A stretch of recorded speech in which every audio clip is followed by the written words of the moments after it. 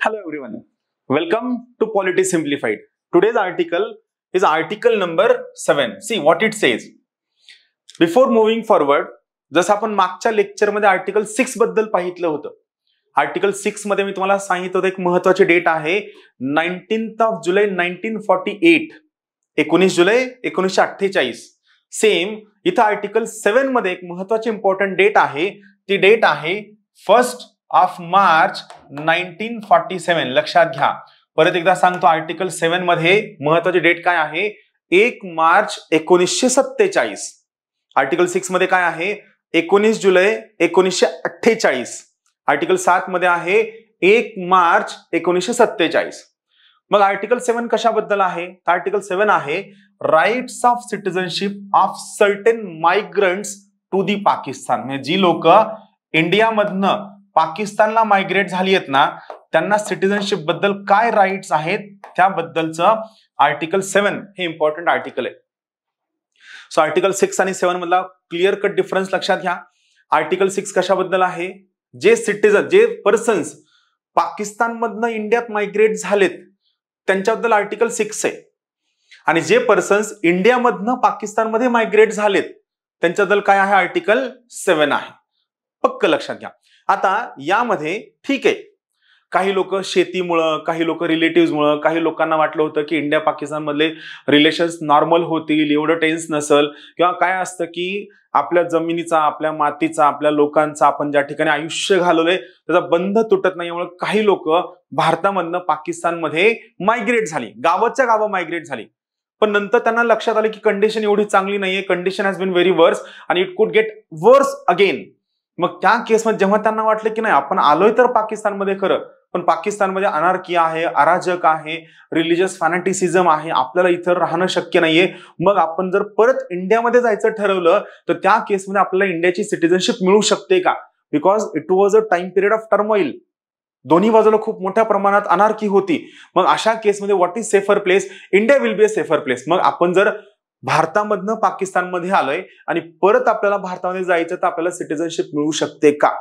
त्या केसमध्ये आपल्याला काय राईट्स असतील त्याबद्दल आर्टिकल 7 स्पेसिफिकली बोलतो. Now see what it says. परत एकदा सांगतो थीम काय आहे. आर्टिकल 7 मध्ये महत्वाची डेट आहे 1 मार्च 1947. आणि दुसरी गोष्ट आर्टिकल 7 कशाबद्दल आहे? Rights of citizenship of persons who migrated from India to Pakistan. आता हे काय म्हणतं पहा. Article 7 says, notwithstanding anything given in Article 5 and 6. So Article 7 चं परत काय म्हणणं आहे की तुम्ही Article 7 चा विचार करताना Article 5 आणि 6 मध्ये काय दिलंय याचा विचार करू नका. Article 5 आणि 6 याचा इम्पॅक्ट Article 7 वरती होत नाही. Article 7 ला तुम्ही इंडिपेंडेंटली अनालाइज करा इंडिपेंडेंटली इव्हॅल्युएट करा आणि Article 7 ला तुम्ही इंडिपेंडेंटली अप्लाय करा हे त्यांचं म्हणणं आहे. सो आर्टिकल 7 काय म्हणतं? आर्टिकल 5 आणि 6 मध्ये काय दिलंय हे सोडून द्या. यांचं ना की अ पर्सन एखादा व्यक्ती who has after the first day of March 1947 म्हणजे काय 1 मार्च 1947 च्या नंतर एखादा व्यक्ती 1 मार्च 1947 च्या नंतर जर migrated from the territory of India to the territory now included in Pakistan.